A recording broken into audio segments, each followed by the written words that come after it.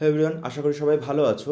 আচ্ছা, আজকের আমরা ওয়েব অপটিক্স পুরোটা নিয়ে চলে এসেছি, অর্থাৎ ওয়েব নিয়ে ইন্টারফারেন্স, ডিফ্র্যাকশন, সমবর্তন, অপবর্তন সব কিছু যে কটা রয়েছে আমাদের ক্লাস 12-এর সিলেবাসে সেমিস্টার 4-এর জন্য। সময় হাতে বেশি নেই, তাই সময় নষ্ট না করে যেটুকু আমাদের দরকার সেটুকুই আমরা পড়ে নেব। যে নিউমেরিক্যালসগুলো আসতে পারে, যে কোয়েশ্চেন্সগুলো আসতে পারে, অর্থাৎ বিগত কিছু বছরে বোর্ডস এর বাইরে থেকে ম্যাক্সিমাম কোয়েশ্চেন দেয়নি। তো এইগুলো করলে আই থিঙ্ক এনাফ হবে তোমাদের জন্য। এবং এর বাইরে হয়তো কিছু দু একটা হটস এর কোশ্চেন দেখে যেতে পারে, বাট থিওরি এবং নিউমেরিক্যাল যা আসবে মোটামুটি এর মধ্যে থেকেই আসবে। তো খুব একটা বেশি বড় না, তোমাদের যেরকম মনে হবে যে প্রচুর বড় তো ওয়েব অপটিক্স থাকে, বাট এতটাও বড় না। আমরা চাইলে জিনিসটা খুব তাড়াতাড়ি খুব কম টাইমের মধ্যে শেষ করে নিতে পারি। বাট তার আগে চলো জায়গাটা দেখে নিই কী কী পড়বো আমরা। আমরা প্রথম হাইগেন্সের নীতি পড়বো, হাইগেন্সের নীতি থেকে প্রতিফলন প্রতিসরণকে ডিসকাস করব। তারপর আমরা ব্যতিচারে ঢুকবো, ব্যতিচারের ঝালর প্রস্থ নির্ণয় করব, দু একটা নিউমেরিক্যালস দেখবো সেখান থেকে। তারপর আমরা চলে যাব অপবর্তন, তারপর আমরা সমবর্তন, সমবর্তন হয়ে গেলে আমাদের শেষ হয়ে যাচ্ছে ওয়েব অপটিক্স। একবারে তোমাদেরকে বলি যে তরঙ্গ কী জিনিস, দেখো। একবারে যখন ধারণা ছিল না, অর্থাৎ আইনস্টাইন যখন বলেছিলেন যে আলো একটা পার্টিকেল, তার বলার অনেক আগে পর্যন্ত হাইগেন্সের নীতি চলতো। সে হাইগেন্স বলতেন যে আলো একটা এরকম পার্টিকেল না, আলো হচ্ছে তরঙ্গ। তরঙ্গ কী জিনিস, একটা পুকুরের মধ্যে ঢিল ফেললে যেরকম চারপাশে একটা তরঙ্গ ওঠে, আলোও কিন্তু সেরকম একটা তরঙ্গ। এবার এই তরঙ্গ তরঙ্গ মুখ হয় এক একটা, বা এটাকে বলা হয় ওয়েব ফ্রন্ট। এই মুখগুলো কী কী ভালো করে দেখো, যখন একটা পুকুরের মধ্যে ঢিল ফেলা হচ্ছে তখন গোল করে এরকম একটা জায়গা থাকছে, এরকম গোল করে একটা অংশ থাকছে। এই যে গোল অংশগুলো এক একটাকে বলি এক একটা ওয়েব ফ্রন্ট, অর্থাৎ একসাথে যারা উপরে উঠছে এবং একসাথে যারা নিচে নেমে যাচ্ছে তাদেরকে একসাথে আমরা কি বলি, তাদেরকে বলি ওয়েব ফ্রন্ট। এবার তোমাদের একটা অ্যানিমেশন দেখাই আমি। এই অ্যানিমেশনটাতে দেখো আমরা একটা ওয়েবকে রিক্রিয়েট করার চেষ্টা করেছি। যখন আমরা পুকুরের মধ্যে ঢিল ফেলি বা কিছু একটা ফেলি, তখন এই ধরনের কিছু ওয়েব পাওয়া যায়। ওয়েব মানে হচ্ছে এই ধরনের কিছু মোশন পাওয়া যায় জলের তরঙ্গের মধ্যে। আলোও ঠিক সেম জিনিস, যে এরকম গোল মতো দেখো একটা উঠে চলেছে, এই জায়গাটাতে সবাই একসাথে উঠছে এবং সবাই একসাথেই নামছে, এই জায়গাটাতে নামছে, এই জায়গাটাতে উঠছে। তো এই যেগুলো একসাথে উঠছে বা নামছে, সমস্ত পার্টিকেলগুলো একই টাইমে একই দশাতে উন্নীত হচ্ছে। তো এগুলোকে বলবো যে একে অপরের ওয়েব ফ্রন্ট, বা এদেরকে বলা হয় তরঙ্গমুখ। আমি যদি একটা লাইট নিয়ে করি, একটা লাইটের ক্ষেত্রেও দেখা যাবে একই জিনিস হচ্ছে, এই যে পুরোটা বেরিয়ে যাচ্ছে তোমরা দেখতে পাচ্ছ গোটাটা, এরা হচ্ছে এক একটা ওয়েব ফ্রন্ট। এবার কি ঘটনা ঘটবে যদি আমরা এখানের মধ্যে দিয়ে একটা স্লিট লাগিয়ে দিই, কোনো জিনিসের মধ্যে দিয়ে পাস করে, সেই ঘটনাগুলো পরের। আপাতত দেখো এই জিনিসটাকে আমরা ওয়েব বলি। এবার ওয়েবের ওয়েব ফ্রন্ট কী জিনিস, ওয়েব ফ্রন্ট মানে হচ্ছে এই যে গোল মতো অংশটা যেখানে সমস্ত পার্টিকেল একই টাইম একই বিন্দুতে থাকে, সেগুলোকে বলি ওয়েব ফ্রন্ট। যেরকম তোমরা এই পিকচারে দেখতে পাচ্ছ, যখন উঠছে সব পার্টিকেলগুলো একই টাইমে একই বিন্দুতে উঠছে, যখন নামছে একই টাইমে একই বিন্দুতে নামছে, মানে একসাথে নামছে একসাথে উঠছে। যখন উঠছে তখন একটা যেই যে তল পাচ্ছে, এই তলটাকে বলবো যে এক একটা তরঙ্গমুখ। এগুলোকে কি বলবো, এরা হচ্ছে ওয়েব ফ্রন্ট বা তরঙ্গমুখ। সমস্ত পার্টিকেলগুলো এই তরঙ্গের একই সাথে উঠেছে এবং একই সাথে নেমেছে। এবার তরঙ্গমুখ কী জিনিস, তরঙ্গমুখ বলতে বোঝায়, দেখো সংজ্ঞা যদি আসে তোমরা কি বলতে পারো, তরঙ্গমুখ বলতে বোঝায় এমন একটি তল যে তলের প্রতিটি বিন্দুর কম্পন দশা যে কোনো সময় সমান হয়। যে কোনো বিন্দুর কম্পন দশা, অর্থাৎ কম্পন মিন্স একসাথে তারা উপরের দিকে উঠছে এবং একসাথে তারা নিচের দিকে নামছে, এই দশাটা কী হয়, সময়ের সাথে সাথে সেম থাকে। এবার তরঙ্গমুখ মোটামুটি তিন প্রকার। যদি আমরা একটা ক্যান্ডেল থেকে দেখি, এরকম একটা ক্যান্ডেল বা কী বলে মোমবাতি জ্বালিয়েছি, সেই মোমবাতি থেকে যে গোল, দেখো চারিদিকে এখানে তোমরা পিকচারটা দেখতে পাচ্ছ, আলোকরশ্মি ছড়িয়ে চারিদিকে বেরিয়ে বেরিয়ে গেছে। তো এই ধরনের তরঙ্গমুখগুলোকে বলবো আমরা কী তরঙ্গমুখ, গলীয় তরঙ্গমুখ, বা এগুলোকে বলবো আমরা স্ফেরিক্যাল ওয়েভফ্রন্ট। দ্বিতীয় হচ্ছে আমাদের সমতল তরঙ্গমুখ। সমতল, ধরো সূর্য থেকে আসছে কিছু আলোকরশ্মি, এরকম সোজা এইভাবে নেমে যাচ্ছে আলোকরশ্মিগুলো, তোমাদের ধরো এইরকমভাবে এগিয়ে আসছে, সরি, আলোকরশ্মি এইভাবে এইভাবে এগিয়ে আসছে, কি হচ্ছে, দাঁড়াও দাঁড়াও, ধরে নাও আলোকরশ্মি এইভাবে সবাই একই পথে এগিয়ে আসছে। এবার এদেরকে আমি যদি দেখতে, এরা তো একটা 3 ডাইমেনশনাল পথে আসছে, মানে এরকম যদি বোর্ডটাকে দেখি আমরা, যে সব আলো যেন এই দিক দিয়ে বেরিয়েছে আমার কাছে আসছে। তো এই যে বোর্ডটা হয়ে যাবে, এটা হয়ে যাবে এক একটা কী হবে, ওয়েভ ফ্রন্ট বা তরঙ্গমুখ সমতলের। এখানে অসীম থেকে বা অনেক দূর থেকে আগত আলোকরশ্মির ক্ষেত্রে এই জিনিসগুলো ঘটে, যে অনেক দূর থেকে আসছে, তারা পরস্পরের সাথে সমান্তরাল এবং সবাই মিলে একটা কী হয়, সমতল ওয়েভ ফ্রন্ট তৈরি করে। সিলিন্ড্রিক্যাল ওয়েভ ফ্রন্টও সেম জিনিস, যে কোনো একটা ধরো সিলিন্ড্রিক্যাল টর্চ লাইট জ্বেলেছি, তার চারিদিকে কী হয়, ওয়েব ফ্রন্টগুলো কীভাবে থাকে, তার চারিদিকে ওয়েব ফ্রন্টগুলো এরকম থাকে। তো তিন ধরনের ওয়েব ফ্রন্ট আছে বা তরঙ্গমুখ আছে, একটা সমতল তরঙ্গমুখ, একটা গলীয় তরঙ্গমুখ, আর একটা নলাকার তরঙ্গমুখ। এলে এখান থেকে একটা কোয়েশ্চেন আসতে পারে। সেকেন্ড যেটা খুব ইম্পর্টেন্ট কোয়েশ্চেন, সেটা হচ্ছে হাইগেন্সের নীতি ব্যাখ্যা করো। হাইগেন্সের নীতি খুব ইম্পর্টেন্ট কোয়েশ্চেন্স। এবার হাইগেন্সের নীতি টোটাল 4টে রয়েছে, সেই হাইগেন্সের নীতিগুলোকে আমি একটু ডিসকাস করে নিই। দেখো, নর্মালি আমরা জানি যে এখানে একটা তরঙ্গ সৃষ্টি হচ্ছে, এই তরঙ্গগুলো কী হচ্ছে, এরকম গোল করে করে মাধ্যমে চারিদিকে ছড়িয়ে পড়ছে। হাইগেন্স বলছে এই যে তার চারিদিকে ছড়িয়ে পড়ছে না, এরা ধরো এখান থেকে সৃষ্টি হয়েছিল তরঙ্গমুখটা। তরঙ্গমুখটা কোথা থেকে সৃষ্টি হয়েছিল? মেবি তরঙ্গমুখটা এই জায়গা থেকে সৃষ্টি হয়েছে। এখানে তার উৎস ছিল, মাঝখানে আমি ঢিল ফেলেছিলাম, এইখানে আমি ঢিল ফেলেছিলাম, সেখান থেকে তরঙ্গটা সৃষ্টি হয়েছে।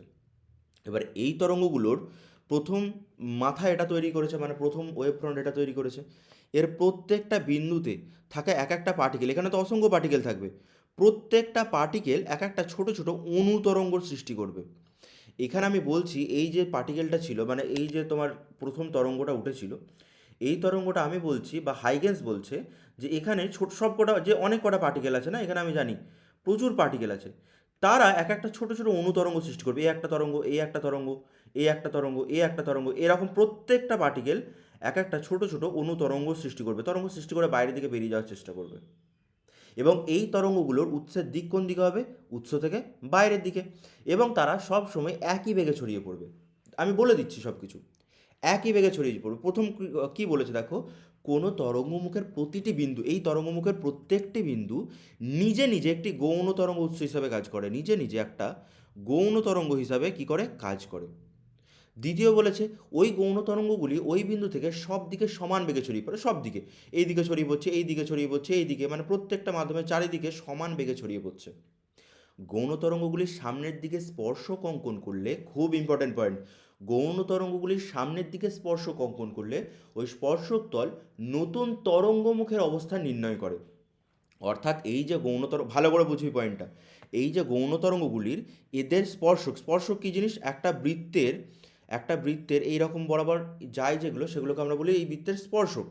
এবার তুমি আমাকে বলো যে এই সমস্ত গৌণ তরঙ্গগুলি স্পর্শক কোনটা হবে?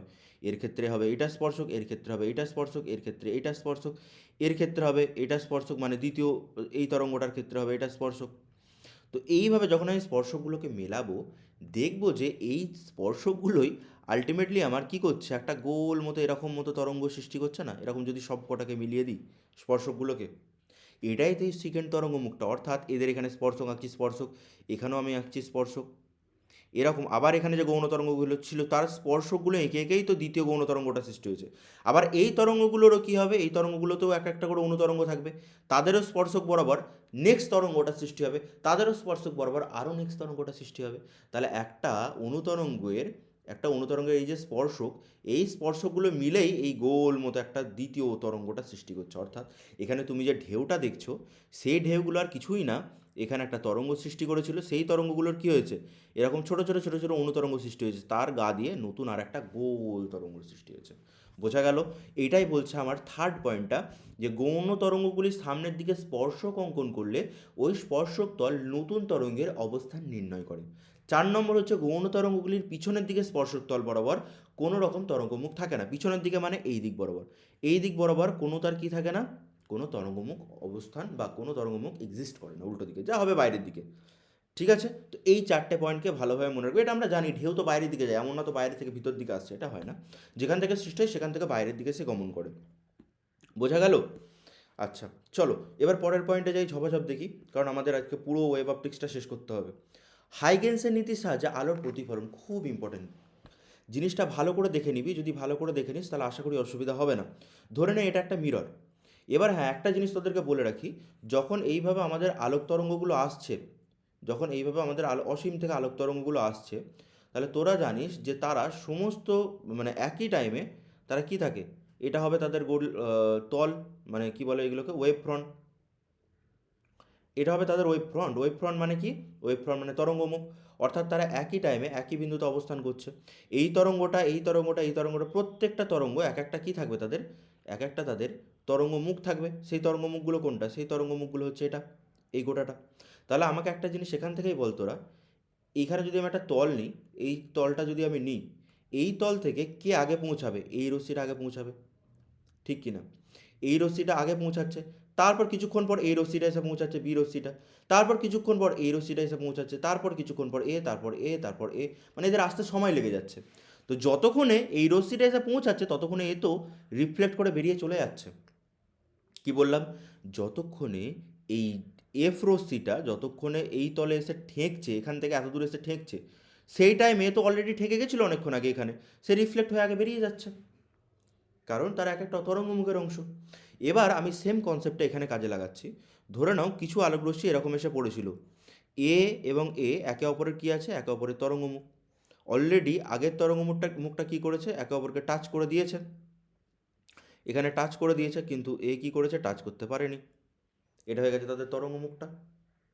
এবার ভালো করে লক্ষ্য কর, এটা তো একটা আমার আয়না, এটা আমার একটা আয়না, তাহলে আলো রিফ্লেক্ট করে বেরিয়ে যাবে, আলো রিফ্লেক্ট করে বেরিয়ে যাবে। আমাকে কী প্রমাণ করতে হবে না করতে হবে সব পরে বলছি, আপাতত দেখ এদিকে, মন দিয়ে দেখবি, ভালো করে বোঝ। ধরে নে টি সময়ে, ধরে নে টি সময়ে এই যে আলোকরশ্মিটা, এই আলোকরশ্মিটা কী করেছে, এখান থেকে এখানে এসে পড়েছে টি সময়ে। তাহলে এই আলোকরশ্মিটা এও তো টি টাইমে এখান থেকে রিফ্লেক্ট হয়ে এদিকে বেরিয়ে চলে যাবে। যে সময়, যে টি সময় এ এখান দূরত্ব আসছে, সেই টি সময়ে দেখা গেল যে এই যে আলোকরশ্মি সেটাও এতটা পথ অতিক্রম করে ফেলেছে, এতটা পথ সে অতিক্রম করে ফেলেছে টি সময়ে। এ রশ্মিটা কী করেছে, বি বিন্দু থেকে এতটা পথ অতিক্রম করেছে, এটা সি বিন্দু, এটা ধরে নাও ও বিন্দু, ঠিক কি না? এই আলোকরশ্মিটা পড়েছে, এই আলোকরশ্মিটা পড়েছে টি সময়ে ও থেকে পি বিন্দুতে এসছে। ও থেকে টি সময়ে যখন এই ও থেকে পি বিন্দুতে আসছে আলোকরশ্মিটা, ততক্ষণে এ এত দূর চলে এসছে, রিফ্লেক্ট হয়ে চলে এসছে, হয়েছে। তার কিছুক্ষণ পর আমি দেখলাম যে এই আলোকরশ্মিটা কী করবে, এও তো বসে থাকবে না, এও তো রিফ্লেক্ট হয়ে বেরিয়ে যাবে একটা দিকে, ঠিক কি না? এও দেখো রিফ্লেক্ট হয়ে কিন্তু একটা দিকে এরকম বেরিয়ে যাবে। এবার আমি কি করছি, ভালো করে আঁকাটাই কিন্তু ইম্পর্টেন্ট এখানে, আর কিচ্ছু না। এখানে যদি ঠিকমতো আঁকতে পেরে যাস তখন তাহলেই হয়ে যাবে। এবার এদের যদি উপরে লম্বটা নিই, ধরে নাও এটা লম্ব হয়েছে আমার, ধরে নাও এখান থেকে এটা আমার লম্ব। এবার এখান থেকে দু তিনটে জিনিস আমি বের করছি। এক হচ্ছে আমি এর অভিলম্বটা আঁকছি, এর অভিলম্ব কোনটা হবে, এর অভিলম্ব মেবি এটা, ধরে নাও এটা অভিলম্ব এর, এটার অভিলম্ব এটা, এটা অভিলম্ব এর, এটার অভিলম্ব এ, ঠিক আছে। আচ্ছা, এবার আমাদের যেটা করতে হবে সেটা এই আপতন কোণ ধরে নাও আই, এই কোণটা আমাদের আই, এই কোণটা আমাদের আর, রিফ্লেক্টেড কোণ। এবার যেহেতু এরা একে অপরের তরঙ্গ মুখ, সেই আমাকে প্রমাণ করতে হবে, যদি প্রতিফলন প্রমাণ করতে হয় তাহলে আমরা জানি আপতন রশ্মি ইকুয়াল টু প্রতিফলন, আপতন কোণ ইকুয়াল টু প্রতিফলন কোণ। এইটা যদি আমি প্রমাণ করে নিই, এটা যদি আমি প্রমাণ করতে পারি, তাহলে আমি বলে দেবো যে হ্যাঁ রিফ্লেকশন ঘটেছে। কারণ আমরা জানি অভিলম্বের সাথে যে আপতন কোণ হয় আই এবং প্রতিফলন কোণ আর হলে আই ইকুয়াল টু আর হয় প্রতিফলনের ক্ষেত্রে। তাহলে তুমি বলবে স্যার এইটা তো আর, এই কোণটা তো আর না। মজার বিষয় হচ্ছে এটাই, যদি এই কোণটা আর হয় তাহলে এই কোণটাও আর হবে।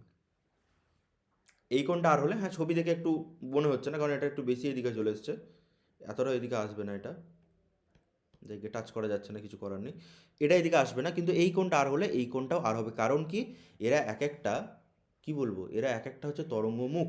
তাহলে এই রশ্মিটা পরস্পরের সাথে সমান্তরাল, এটা অভিলম্ব, এটা তলের সাথে কি, এটা তলের সাথে অভিলম্ব, তাহলে এই কোণটা আর হলে এই কোণটাও আর হবে। কারণ এরা তো সমান্তরাল, এটা সমান্তরাল, এটাও সমান্তরাল, তাহলে এই কোণটা লম্বের সাথে এই কোণটা যদি আয় হয় তাহলে এটাও আয় হবে, এটাও আর হবে, এটাও আর হলে এটাও আর হবে। এইটা আমাকে প্রমাণ করতে বলেছে।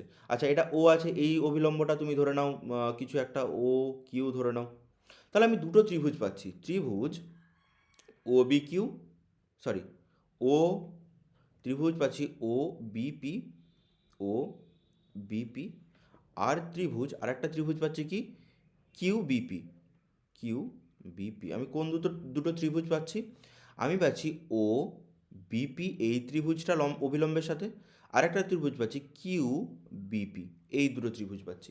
এবার এই দুটো ত্রিভুজ থেকে আমি দেখতে পাচ্ছি এই কোণটা যদি আই হয় তাহলে এই কোণটাও আই হবে। এই কোণটা কী করে আসছে, এটা জ্যামিতি থেকে আসছে, এত মাথা খামিয়ে লাভ নেই, শুধু মনে রাখবি এই কোণটা আই হলে এই কোণটা আই হবে। এই যদি জ্যামিতি বার করতে হয় তাহলে আরও দুটো প্রমাণ এক্সট্রা লাগবে, যেটা আমাদের লাগবে না। এই কোণটা আর হলে এই কোণটাও আর হবে। তাহলে আমি দেখতে পাচ্ছি কোণ ও বিপি ইকুয়াল টু হচ্ছে আই। এবার আমি দেখতে পাচ্ছি এটা যদি কোণ আই হয়, এটা তো অভিলম্ব, আমি টেনেছি, এটা লম্ব তার, তাহলে লম্ব মানে কোণের সামনে বাহু কি, ও কিউ, মানে সাইন আই যদি করি, সাইন আই কি, লম্ব বাই অতিভুজ, লম্ব কি ওপি, ওপি হচ্ছে আমার লম্ব, অতিভুজ বিপি, ওপিটা লম্ব, ভালো করে দেখো এখানে হচ্ছে ও পি, এটা লম্ব, আর অতিভুজ হচ্ছে বিপি, এটা অতিভুজ ত্রিভুজটার ক্ষেত্রে। আবার সাইন আর এই ত্রিভুজের ক্ষেত্রে কিউ বিপি ত্রিভুজের ক্ষেত্রে কিউ বিপি এই ত্রিভুজটার ক্ষেত্রে এই কোণটা আর, কোণের সামনে বাহু লম্ব, তার মানে কোনটা লম্ব হবে, এটা যদি আর হয় আমাদের কিউ বি এটা লম্ব, কতটা লম্ব হবে, sine R equal to Q B by এটা মানে অতিভুজটা, অতিভুজ কত বিপি, এটা 2 নম্বর, এটা 1 নম্বর, দুজনকে ভাগ করে দাও, সাইন আই বাই সাইন আর করে দাও, কত আসবে, যদি আমি সাইন আই বাই সাইন আর করি এখানে সাইন আই, খুব সোজা কিন্তু, কিন্তু ব্যাপারটা হচ্ছে তোদের আঁকাটা বুঝতেই হবে, ওপি বাই বিপি, যদি না মনে থাকে তাহলে বা যদি বুঝতে না পারিস তাহলে আমাকে বলবি, কিন্তু এই জায়গা থেকে 3 নম্বর আসবে, আর খুব একটা শক্তও নয় জায়গাটা, তাহলে বিপি বিপি কেটে যাবে, পড়ে থাকবে OP by Q B, Q B. আচ্ছা ওপি কত রে, ওপি কত, ওপি এইটা কত, এটা তো আমি ধরেছিলাম যে টি সময় এসছে এখান থেকে এতটা, এবার আলোর বেগ সি যদি হয় তাহলে আমি জানি যে দূরত্ব অর্থাৎ কিউবি সরি কিউপি দূরত্ব ইকুয়াল টু বেগ, আলোর বেগ ইন্টু টি সময় এসে বেগ ইন্টু সময়, তাহলে যে টাইমে এখান থেকে এ এতটা এসছে, দ্বিতীয় রশ্মিটা এখান থেকে এতটা এসছে, সেই টাইমে তো এখান থেকে এত দূর বেরিয়ে চলে এসছে, B B Q sorry sorry sorry কী করলাম এটা, এটা ও হবে না, ওপি হবে, এটা ওপি হবে, দাঁড়া, ওপি হবে এটা, হ্যাঁ কী লিখছি এটা ওপি, সরি ওপি, যে টাইমে ও থেকে পিএতে, যে টাইমে ও থেকে পিএতে এসে পৌঁছাচ্ছে সেই টাইমে তো বি থেকে কিউতে চলে যাচ্ছে, তাহলে বি কিউটা কত দাঁড়াবে আমার, বি কিউটাও সেম দাঁড়াবে, যে সি আলোর বেগ টি টাইমে এসে গিয়ে পৌঁছাচ্ছে এখান থেকে এখান পর্যন্ত, তাহলে এটা সিটি বাই সিটি হয়ে যাবে, সিটি বাই সিটি দুটো কেটে গিয়ে পড়ে থাকবে 1, বা sine i equal to sine r বা আই ইকুয়াল টু আর, এখান থেকে প্রমাণ হয়ে গেল আলোর প্রতিফলন। ঠিক আছে, যদি অসুবিধা হয় তাহলে আরেকবার দেখে নিবি, আরেকবার দেখে জিনিসগুলোকে বোঝার চেষ্টা করবি একটু। আচ্ছা এবার হচ্ছে হাইগেন্সের নীতির সাহায্যে আলোর প্রতিসরণটা ব্যাখ্যা করো। হাইগেন্সের নীতির সাহায্যে প্রতিসরণটা দেখ, সেম জিনিস কিন্তু এখানে কি করব, অন্য একটা মাধ্যম নেব, ধরে নাও এরকম একটা মাধ্যম আছে, যে মাধ্যমের এদিকে রয়েছে বায়ু আর এদিকে রয়েছে জল, অর্থাৎ লঘু থেকে ঘনতে পড়ছে, এটা রয়েছে বায়ু, এই মাধ্যমটা হচ্ছে জল মাধ্যম, তোদের প্রতিফলনের থেকেও প্রতিসরণটা খুব ইম্পর্ট্যান্ট এবারে পরীক্ষার জন্য।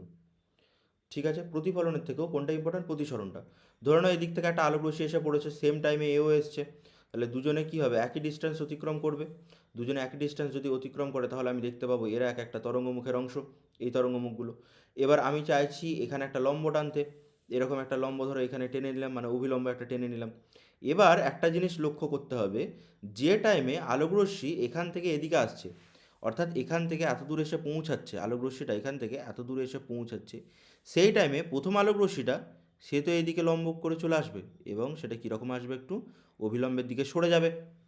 কেন সরে যাবে, কারণ আমরা জানি যে এটা লঘু মাধ্যম থেকে ঘন মাধ্যমে যদি আলোক রশ্মি পড়ে তাহলে কিছুটা অভিলম্বের দিকে সরে আসে, তারা কী করে, অভিলম্বের কিছুটা দিকে সরে আসে লঘু থেকে যদি ঘনতে পড়ে। তাহলে এবার আমাদের কাছে আর কিছুই না, ধরো এখান থেকে এখান পর্যন্ত একটা লম্ব টেনে নিচ্ছি, আমি কি করছি, এখান থেকে এখান পর্যন্ত একটা লম্ব টানছি, এবার আমার যেটাকে প্রমাণ করতে হবে, এটাও তুমি চাইলে একটা লম্ব টেনে নিতে পারো এই জায়গাতে, যদি চাও এখানটাতে একটা লম্ব টেনে নিতে পারো, আঁকাটাই হচ্ছে ইম্পর্টেন্ট, এখানে আর কিচ্ছু না। চলো এবার আমাদের কাছে যে জিনিসগুলো সেগুলোকে দেখি, এই কোণটা আমাদের কাছে আই, ঠিক আছে, এই কোণটা আই হলে এই কোণটা আই হবে, কারণ আগেরটা থেকে এটাই দেখেছিলাম, এই কোণটা প্রতিসরণ কোণ আর, তাই এই কোণটা আর হলে এই কোণটাও আর হবে, এটা একটু মনে রাখতে হবে তোদের, নাহলে জ্যামিতি থেকে আবার সেই বের করতে হবে, এ বি সি ডি, এই চারটে রয়েছে আমাদের এবিসিডি নাম করলাম। এবার আমাদের প্রতিসরণ প্রমাণ করতে গেলে আমাদের দেখাতে হবে sine I by sine R equal to কত, মিউ, মিউ মানে হচ্ছে 1 নম্বর মাধ্যম থেকে 2 নম্বর মাধ্যমের প্রতিসরাঙ্ক। এবার দুটো ত্রিভুজ পাচ্ছি এখানে, কী কী ত্রিভুজ, ত্রিভুজ এবিসি আর ত্রিভুজ এডিসি। দেখ ত্রিভুজ এবিসি থেকে সাইন আই ইকুয়াল টু কত পড়ে থাকবে আমাদের, ত্রিভুজ এবিসি থেকে সাইন আই ইকুয়াল টু লম্ব অর্থাৎ বিসি বাই হচ্ছে অতিভুজ এসি, ওকে, সাইন আর কত পড়ে থাকবে আমাদের এই ত্রিভুজ থেকে, লম্ব এডি বাই আমাদের অতিভুজ এসি, তাই তো নাকি, কোণের সামনে বাহু লম্ব হয়, যদি ত্রিভুজ এ বি সি নিই, এইটা কোণ, কোণের সামনে বাহুকে বিসি, তাহলে বিসি লম্ব, অতিভুজকে এসি, তাহলে এসি হচ্ছে অতিভুজ, সাইন আর এইটা কোণ, কোণের সামনে বাহু লম্ব, এডি লম্ব, আর অতিভুজকে হচ্ছে অতিভুজ আমাদের এসি হচ্ছে। এবার কিচ্ছু না, আমাদের দুটোকে ভাগ করে দেবো, সাইন আই বাই সাইন আরকে ভাগ করে দেবো, ব্যাস। এবার সাইন আই বাই সাইন আরকে যদি ভাগ করি কত পড়ে থাকবে আমাদের, sine I by sine R, AC AC তো কেটে যাবে, তাহলে বিসি বাই এসি থাকছে, লিখেই দিই, বাই হচ্ছে এবি বাই এসি পড়ে থাকছে আমাদের কাছে। তাহলে বিসি বাই এবি পড়ে রইল। বিসি বাই এবি মানে কোন দুটো রে? বিসি বাই এবি মানে অফকোর্স বিসি মানে এতটা আর এডি মানে এতটা।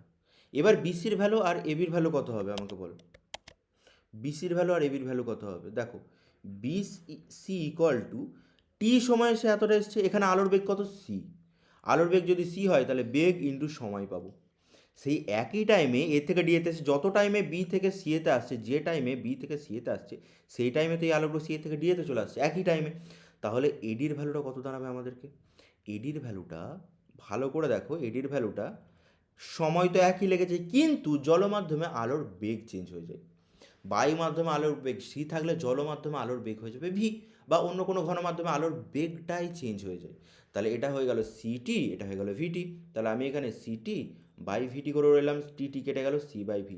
এবার মিউ বা প্রতিসরঙ্কের যে সংজ্ঞা সেখান থেকে পাবো C by V equal to mu, বা আমি এখান থেকে বলতে পারবো যে sine I by sine R equal to mu, স্নেলের সূত্র। তাহলে স্নেলের সূত্রকে আমরা প্রুভ করে নিলাম এবং আমরা বলে দিলাম যে আমরা আলোর প্রতিসরণ ব্যাখ্যা করে দিয়েছি হাইগেন্সের নীতি থেকে। হাইগেন্সের নীতি থেকে আলোর কি ব্যাখ্যা করেছি আমরা? প্রতিসরণ ব্যাখ্যা করেছি। এটা কিন্তু খুব ইম্পর্টেন্ট তোদের এবারের জন্য। হয়েছে? এবার তরঙ্গের উপরিপাতনের নীতি কি হচ্ছে না হচ্ছে সেগুলো পরে দেখছি। দেখো, তরঙ্গের উপরিপাতন মানে হচ্ছে দুটো তরঙ্গ যদি পরস্পর একে অপরের উপরে চাপে তাহলে মোট লব্ধি তরঙ্গ কত হবে, এটা হচ্ছে তরঙ্গের উপরিপাতন। ধরে নাও আমাদের কাছে একটা তোমার দুটো তরঙ্গ যাচ্ছে, ঠিক আছে, দুটো তরঙ্গ পাশাপাশি যাচ্ছে এবং তাদের লব্ধি তরঙ্গ মানে দুজনে মিশে গেছে, একে অপরে যেতে যেতে মিশে গেছে। ধরো এরকম যাচ্ছিল, সোজা সাপটা এরকম এরকম যাচ্ছিল, এবার তার সাথে এও একই দশাতে একই দিকে যাচ্ছে, যদি যায় তাহলে একে অপরে তো মিশে যাবে। যদি মিশে যায় কত দাঁড়াবে আমাদের? যদি মিশে যায় তখন দেখা যাবে যে দুটোর মান বেড়ে খুব বেশি হয়ে গেছে, কারণ তাদের লব্ধিটা কী হবে? লব্ধিটা প্রচুর বেশি হয়ে যাবে, তাদের মানগুলো একসাথে মিশে দেখা যাবে যে কী হয়ে গেছে? খুব বেশি হয়ে গেছে। বোঝা গেল? এবার তেমনই দুটো তরঙ্গ, এবার স্যার মানে তোদের যদি কিছু অসুবিধা হয় তাহলে চল দেখি একটা তোদের অ্যানিমেশন দেখিয়ে দিই এটাতে, ঝপ করে দেখ। এই জায়গাটাতে আমরা যদি দেখি তোর দুটো তরঙ্গ, ভালো করে লক্ষ্য করে দেখ, যদি আমি এটাকে রান করাই, প্লে করাই, তাহলে দেখবি এখানে একটা অ্যানিমেশন চলছে। যে অ্যানিমেশন আমি যদি পজ করে দিই তাহলে দেখ আমি কিছুটা আগে নিয়ে যাচ্ছি, দিয়ে আমি দেখতে পাচ্ছি যে এরকম একটা জায়গায় যখন দুটো তরঙ্গ পাশাপাশি যাচ্ছে, এবার আলোও তো এরকম একটা তরঙ্গ, হাইগেন্স তো সেটাই বলছে, জলের মধ্যে ঢিল ফেললে যেরকম তরঙ্গ বেরোয় আলোও সেরকম একটা তরঙ্গ। যদিও আমরা কোয়ান্টাম ফিজিক্সে আলাদা পড়েছিলাম, কোয়ান্টাম ফিজিক্সে আমরা পড়েছিলাম আলো একটা পার্টিকেল, কিন্তু এখানে বলছে যে না, আলো একটা তরঙ্গ। এবার দুটো তরঙ্গ ভালো করে দেখ, এও উঁচুতে রয়েছে এও উঁচুতে রয়েছে, দুটো তরঙ্গ যদি উঁচুতে থাকে তারা মিশে গিয়ে একটা খুব বেশি উপরিপাতন সৃষ্টি করে। এবার আমি যদি দেখি যে ঠিক এই পজিশনটাতে, মানে ঠিক এই পজিশনটাতে উল্টো দিকটাতে তোর দ্বারা হুম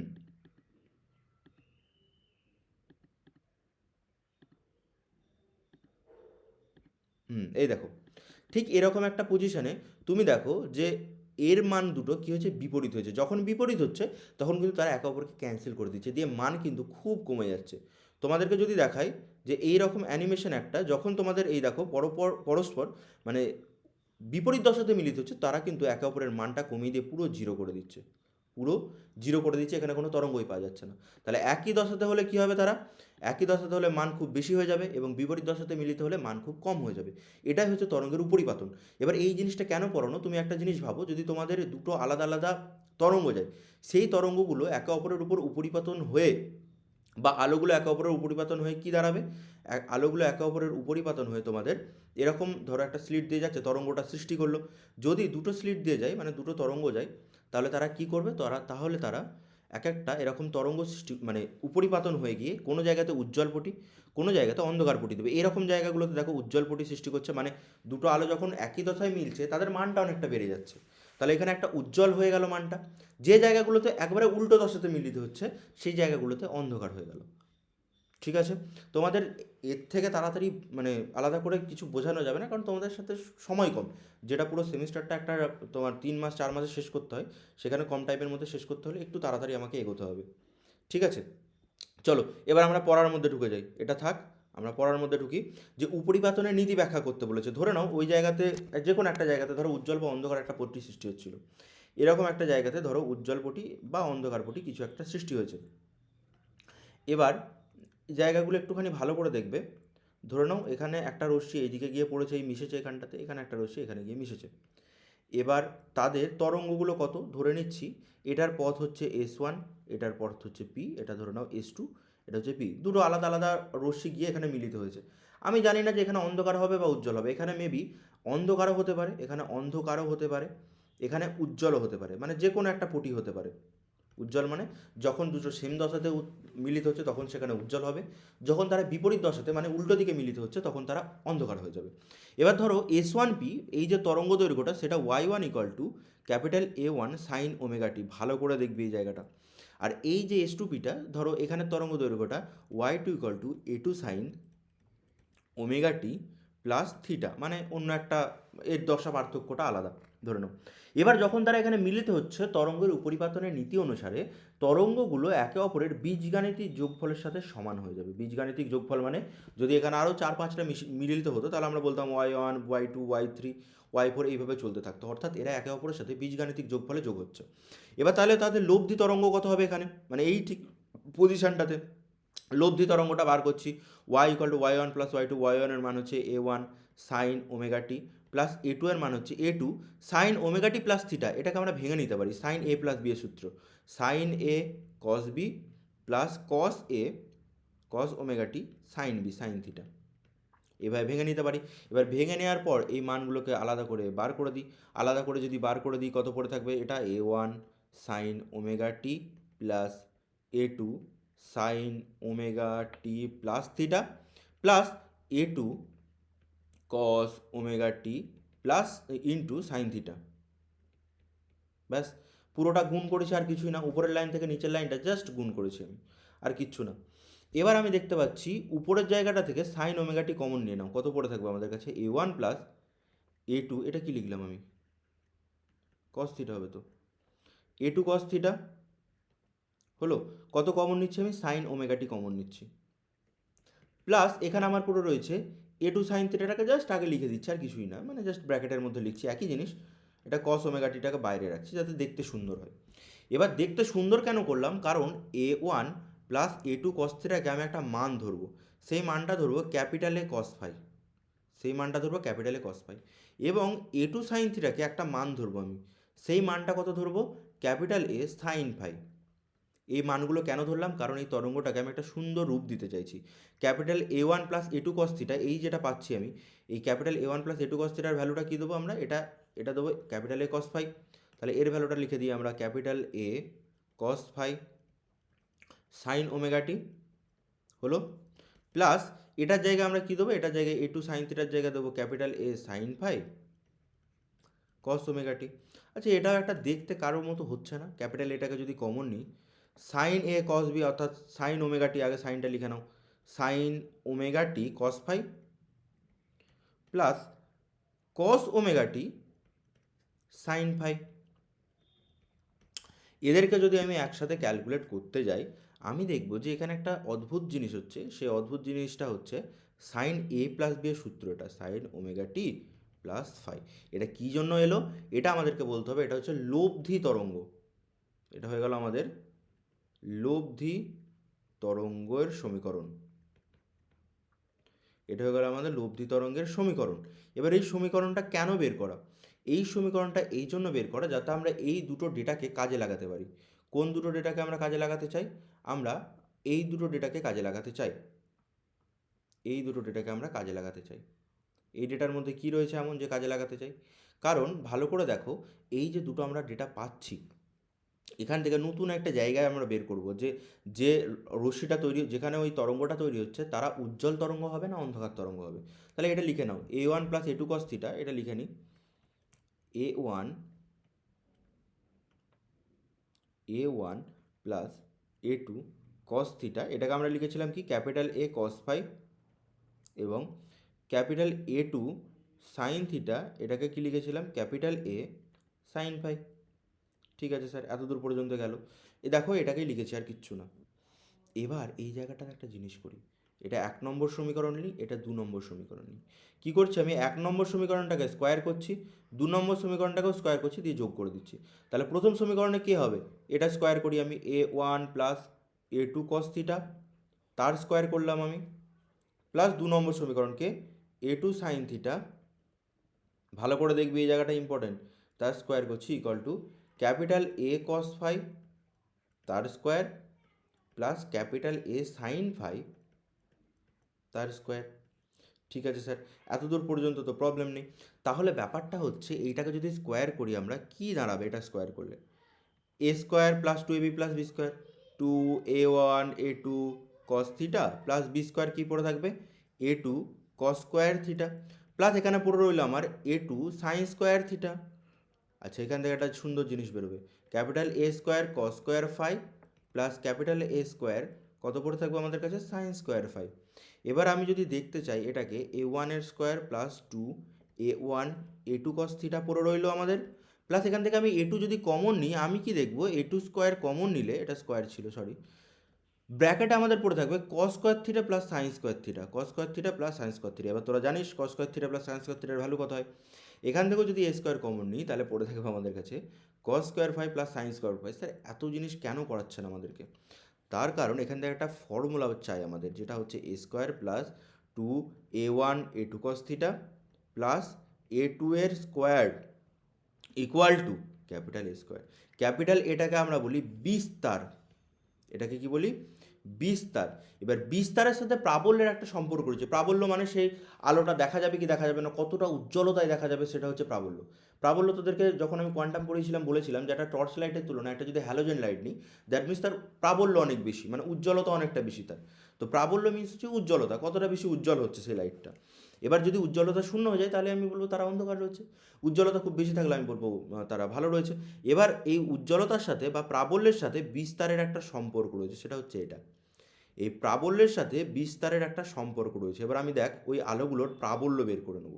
প্রাবল্য তাহলে কত হবে, তাহলে আমাকে ভালো করে লক্ষ্য করে দেখ, তাহলে আমাদের a1 এর স্কোয়ারের জায়গায় আমি কত লিখতে পারবো, আই লিখতে পারবো, কারণ কনস্ট্যান্টটা সব জায়গাতে কেটে যাবে, সরি i1 লিখতে পারবো। a2 স্কোয়ারের জায়গায় আমি কি লিখতে পারবো, i2 লিখতে পারবো।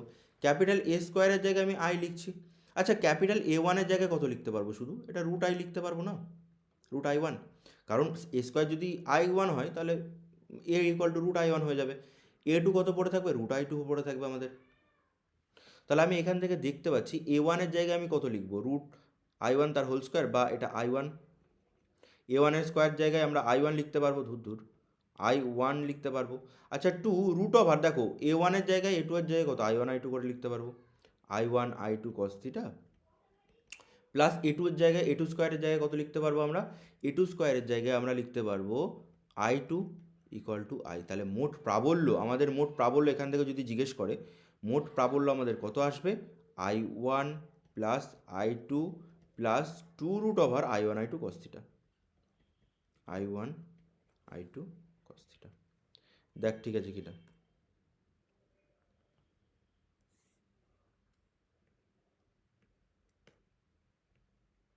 ঠিক আছে, এটা হয়ে যাবে।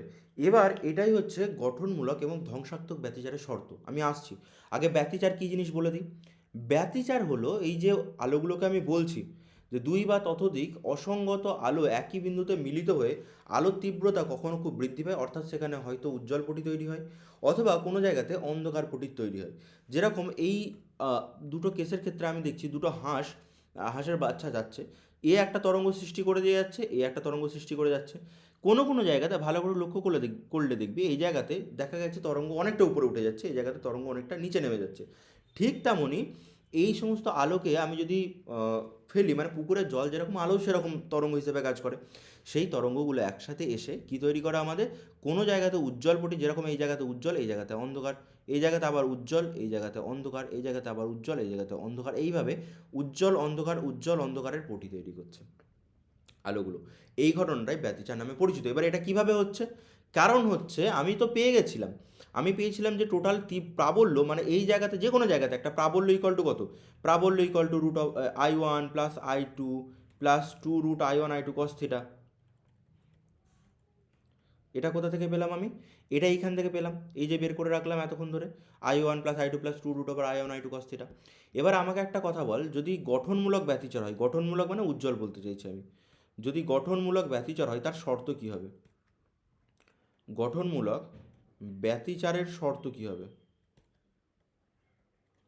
আমি জানতে চাইছি গঠনমূলক ব্যতিচারের শর্ত। এটা ইম্পর্টেন্ট, কিন্তু এখান থেকে দিয়ে দেবে তোকে যে গঠনমূলক ব্যতিচারের শর্ত নির্ণয় করো বা ধ্বংসাত্মক ব্যতিচারের শর্ত নির্ণয় করো, তখন আমাকে এই ইকুয়েশনটা মাথায় রাখতে হবে যে এইটা হচ্ছে আমার ইকুয়েশন, সেই ইকুয়েশন থেকে আমাকে কী করতে হবে? গঠনমূলক বের করতে হবে। এবার গঠনমূলক মানে তোরা জানিস যে গঠনমূলকের মানে হচ্ছে যে আমাদের এর মানটা বেশি হতে হবে, আয়ের ভ্যালুটা ম্যাক্সিমাম হতে হবে। এবার এই ম্যাক্সিমাম ভ্যালুটা আমরা কী করে পাবো? এই ম্যাক্সিমাম ভ্যালুটা আমরা পাবো যখন I equal two i1 plus i2 plus 2√i1 i2 হবে। কস থিটাটা তখন, কস থিটাটা যখন আমার কত হয়ে যাবে? 1 হয়ে যাবে, প্লাস 1 হবে, তখন গঠনমূলক। আর একটা কী হতে পারে আমাদের? এটা ম্যাক্সিমাম ভ্যালু। আর একটা হতে পারে যখন আই মিনিমাম ভ্যালু বের করছি, মানে একবারে কম মান, তখন কত পড়ে থাকবে? i1 প্লাস i2, এখানে 2 মাইনাস আছে, প্লাসের জায়গায় আমাদের মাইনাস হয়ে যাবে 2√i1 i2, সেক্ষেত্রে মানটা খুব কমে যাবে। এক্ষেত্রে মান খুব বেশি হবে, এক্ষেত্রে মান কম হবে, তখন কস থিটার ভ্যালুটা -1 হবে। যখন কস থিটার ভ্যালুটা -1 তখন আমাদের ধ্বংসাত্মক হচ্ছে, যখন কস থিটার ভ্যালুটা +1 তখন আমাদের কী হচ্ছে? গঠনমূলক ব্যতিচার হচ্ছে। ব্যাস, এই দুটো শর্ত রয়েছে, আর কিছুই না। এবার এই মানটা কত হবে সেটা বের করি আগে। দাঁড়া, আমার এখানে পাতা রয়েছে একটা, আমি এখানে বের করে নিই, শর্ত এদিকে বের করছি। তাহলে ম্যাক্সিমাম ভ্যালুটা কত হবে? আই ম্যাক্সিমাম মানে সব থেকে বেশি মান হবে i1 plus i2 plus √i1 i2, 2√i1 i2। কস থিটাটা এক্ষেত্রে +1 বেরোচ্ছে, যাতে গঠনমূলক হচ্ছে আমার। তাহলে আমি এখান থেকে একটা ভ্যালু বের করে নিতে পারবো, I maximum equal to √i1 এর স্কোয়ার প্লাস আরেকটা ভ্যালু বের করে নিতে পারবো √i2 এর স্কোয়ার প্লাস 2√i1 i2। কেন?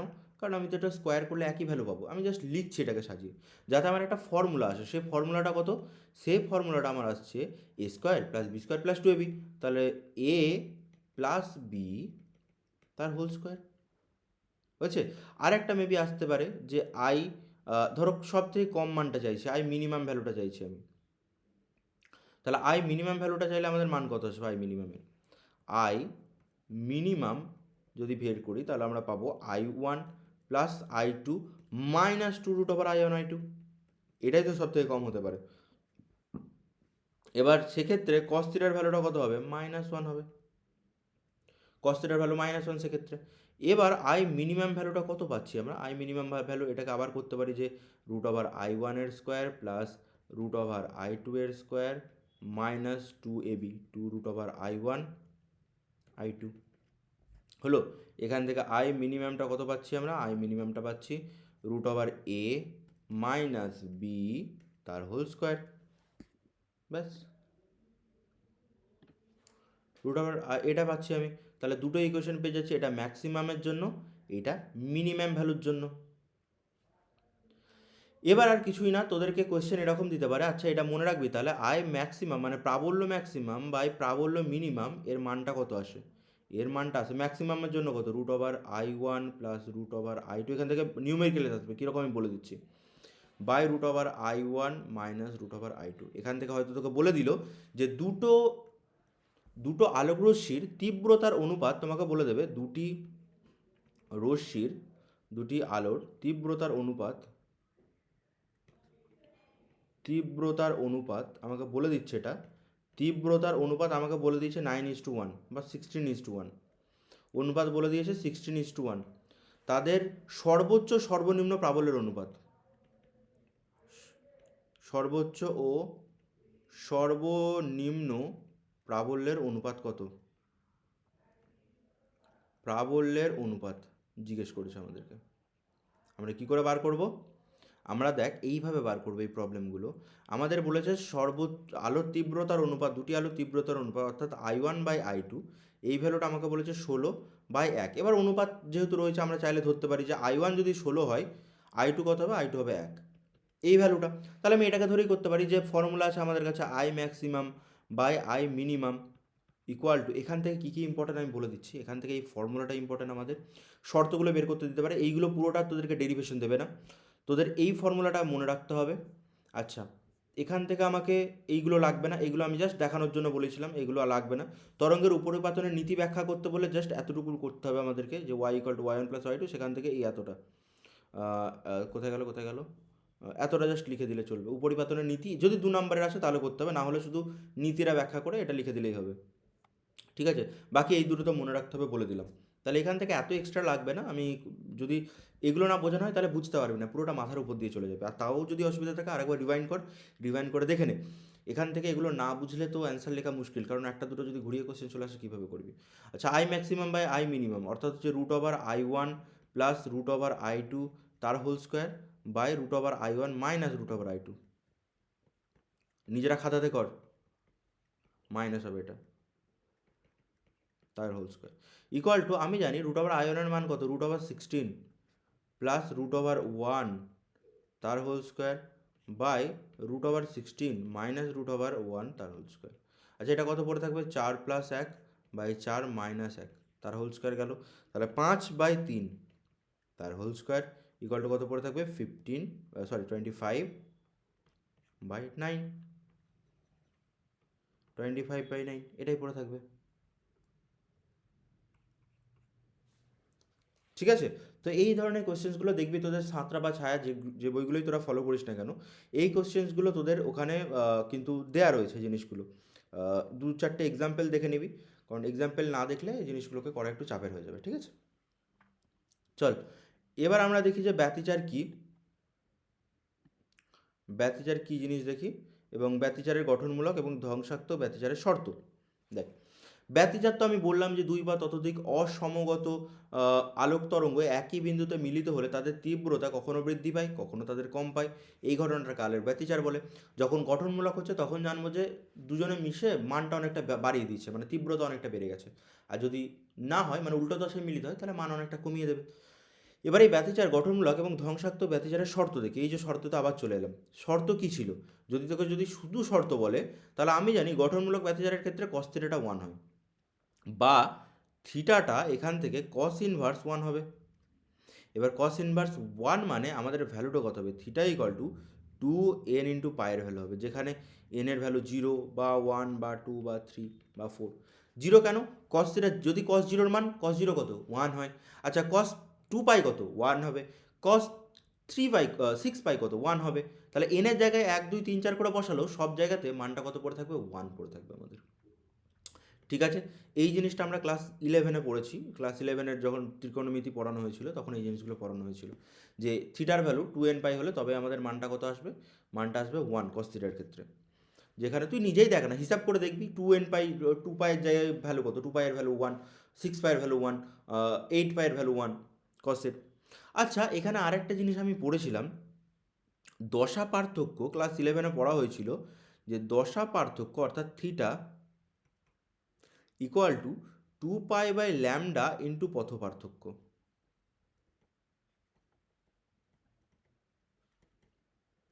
দশা পার্থক্য ইকুয়াল টু 2 পাই/ল্যামডা ইন্টু পথ পার্থক্য। দশা পার্থক্য আমি ধরে নিচ্ছি থিটা, দুটো দশা পার্থক্য মানে দুটো আলোর, এই যে দুটো আলো যাচ্ছে না তাদের যে দশা পার্থক্য, যে থিটাটা ধরেছিলাম আমি, একটা কত ছিল, একটা ছিল সাইন ওমেগা টি, আর একটা কত ছিল যে সাইন ওমেগা টি, তার সাথে আর একটা দশা পার্থক্য থিটা, এটাই তো ছিল। তাহলে থিটা ইকুয়াল টু কী হবে, 2 পাই/ল্যামডা ইন্টু পথ পার্থক্য। পথ পার্থক্যটা কত, এবার এই দুটো রশ্মির মধ্যে পথ পার্থক্য আমি ধরে নিচ্ছি, কোথায় গেল আগে আগে ধরেছিলাম কোথাও একটা, S2P S1P একটা জায়গায় ধরলাম না, তো অনেক আগে। আচ্ছা, এর পথ পার্থক্য কত হবে, আমি তো দেখতে পাচ্ছি যে এদের দুজনের মধ্যে একটা পথে পার্থক্য রয়েছে, এটা যদি লম্ব টানি তাহলেই পেয়ে যাবো যে এক্সট্রা পথ কত। এদের লম্ব টানলে এক্সট্রা পথ পেয়ে যাবো এতটা, যে এতটা হচ্ছে তাদের এক্সট্রা পথ। তাহলে আমি দেখতে পাচ্ছি S2P মাইনাস S1P পথ পার্থক্য। আর এখানে না হলে আমি আরেকবার রেখে দিচ্ছি পথ পার্থক্য, মেবি একবার রেখে দিচ্ছি, দাঁড়া। এখানে মিলিত হচ্ছিল, দুটো বিন্দু ছিল, এখান থেকে দুটো মানে সোর্স বিন্দু ছিল, সেখান থেকে দুটো আলোকরশ্মি বেরিয়েছে। একটা আলোকরশ্মি এদিক থেকে S1P পথে গেছে, এই পথে একটা গেছে, এটা হচ্ছে S2P পথে গেছে। তাহলে পথের পার্থক্য কত দাঁড়াবে আমাদের কাছে, এটা S1P, এটা S2P। তাহলে দুটোর পথ পার্থক্য দাঁড়াবে S2P যেহেতু বেশি মাইনাস S1P। এবার গঠনমূলক ব্যতিচারের শর্ত কী হবে? গঠনমূলক ব্যতিচারের শর্ত হচ্ছে S two P minus S one P, অর্থাৎ পথ পার্থক্যকে আমাকে কত হতে হবে? ল্যামডাটা উপরে চলে গেল, theta into lambda by two pi পড়ে রইল। আমরা জানি থিটাকে কত হতে হবে গঠনমূলক হতে গেলে? 2n পাই হতে হবে। থিটাকে কত হতে হবে গঠনমূলক হতে গেলে? 2n পাই হতে হবে। তাহলে থিটার জায়গায় আমরা 2n পাই যদি লিখে দিই, আমাদের কাছে পড়ে থাকে ল্যামডা বাই টু পাই। কেটে গেল, টু পাই কেটে গেল, সরি কী হয়ে গেল এটা? বাই টু পাই রয়েছে, 2n ল্যামডা, কেন 2n পাই পড়ে থাকবে, পাই কেটে গেল। এবার আমাদের কাছে কত পড়ে রইল? N lambda. তাহলে গঠনমূলক ব্যতিচারের শর্ত কি? S two P minus S one P equal to n lambda. এটাই হচ্ছে আমাদের গঠনমূলক ব্যতিচারের শর্ত। যদি আসে পরীক্ষাতে আমাদের গঠনমূলক ব্যতিচারের শর্ত কি, আমরা কি লিখবো? গঠনমূলক ব্যতিচারের শর্ত হচ্ছে এটা। 1 নম্বরে আসবেন, এটা দিলে 2 নম্বরে দেবে। এই পুরোটা গঠনমূলক ব্যতিচারের শর্ত লেখো। এখান থেকে তাহলে আমাদেরকে ধ্বংসাত্মক ব্যতিচারের শর্তটাও বার করতে হবে। যদি গঠনমূলক ব্যতিচারের শর্ত এটা হয়, আমাদের ধ্বংসাত্মক ব্যতিচারের শর্ত কী হবে? দেখি আর একটা, বানানটা জানি না ঠিক লিখছি কিনা। ধ্বংসাত্মক ব্যতিচারের শর্ত।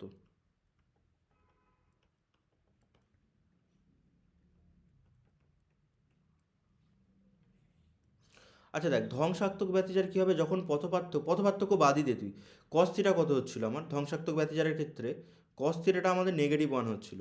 এবার কস থিটা -1 ভ্যালু কার কার ক্ষেত্রে হয়? Theta equal to cos inverse -1 যদি বের করতে চাই, কস 180 ডিগ্রির -1, কস 180 ডিগ্রির ভ্যালু কত? -1।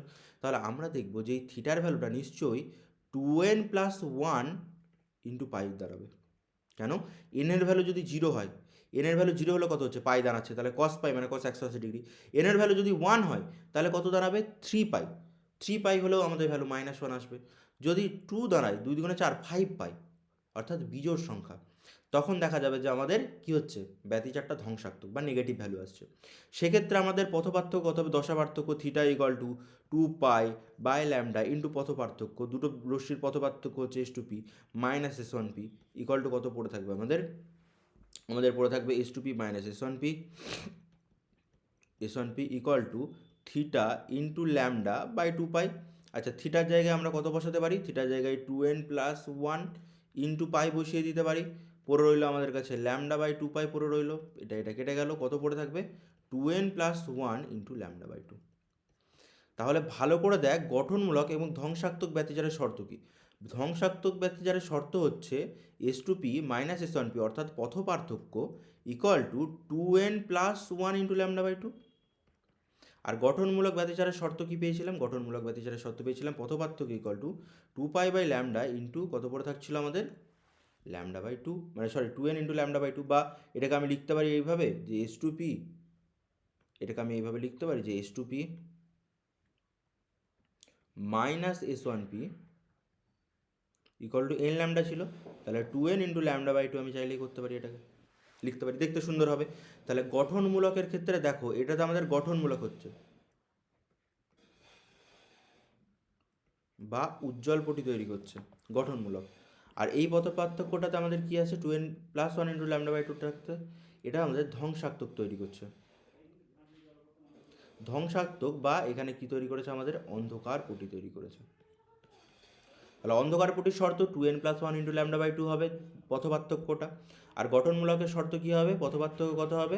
2n into lambda by two হবে। দেখো এত দূর পর্যন্ত ক্লিয়ার আছে কিনা দেখে নাও, কারণ ব্যতিচারের মূল শর্তই হচ্ছে এগুলো। ব্যতিচার বুঝতে গেলে আগে আমাদেরকে এগুলোকে ক্লিয়ার করে বুঝে যেতে হবে, ঠিক আছে? চলো, শুধু যদি কোশ্চেন ডিসকাস করি তাহলে কোশ্চেন অ্যান্সার করে চলে যাওয়া হবে।